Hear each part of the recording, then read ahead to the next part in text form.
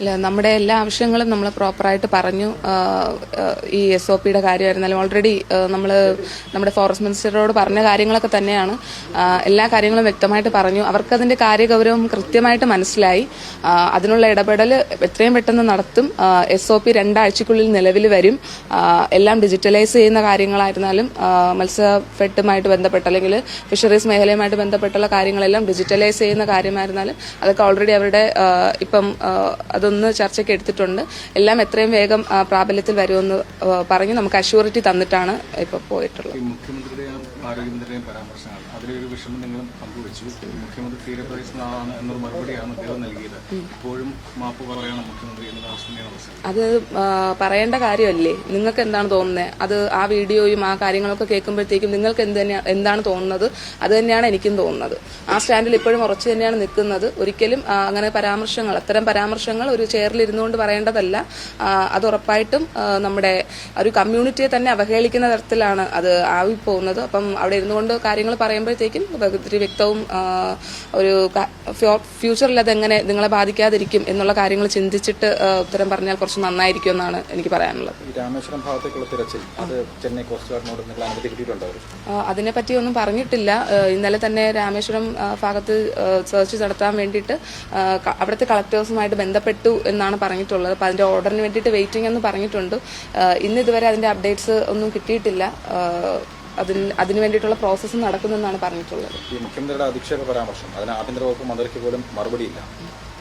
അതെ, അത് ഞാനിപ്പോഴും സൂചിപ്പിച്ചിട്ടുണ്ടായിരുന്നു. അദ്ദേഹത്തിന് അതിൽ വിഷമമുണ്ട്. ആഭ്യന്തര വകുപ്പ് മന്ത്രിക്ക് അതിൽ വിഷമമുണ്ട്. പക്ഷേ ഇത് ചിന്തിക്കേണ്ടവർ, ഇത് പറയേണ്ടവർ അത് പറയുന്നില്ല. അതിനുള്ള കാര്യങ്ങൾ അത് അവരെന്താണെന്ന് വെച്ചാൽ അവരത് തീരുമാനിക്കണം.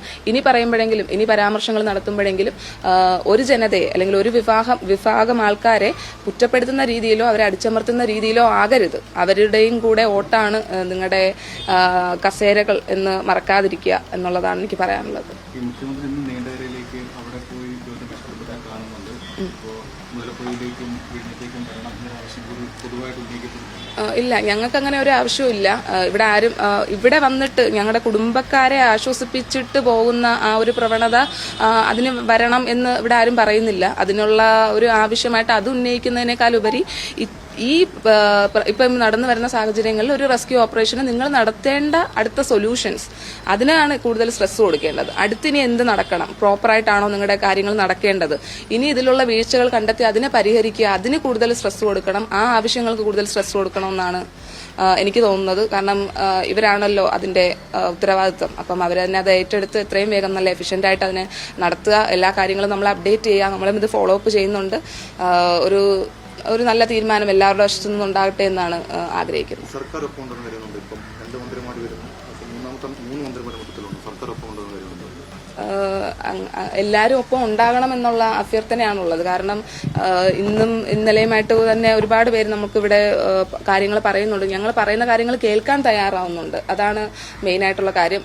കേൾക്കാൻ തയ്യാറാവുന്നതിലുപരി ഇതിനു വേണ്ടിയിട്ടുള്ള ആക്ഷൻസ് എത്രയും വേഗം എടുക്കാമെന്നാണ് അവർ നമുക്ക് ഉറപ്പ് വരുന്നത്. അതുകൊണ്ട് തന്നെ നമുക്കത് പ്രോപ്പറാണ്. അതുകൊണ്ട് അതിൽ വിശ്വസിക്കാതെ വേറെ വഴിയൊന്നും ഇല്ലല്ലോ നമ്മുടെ കയ്യിൽ.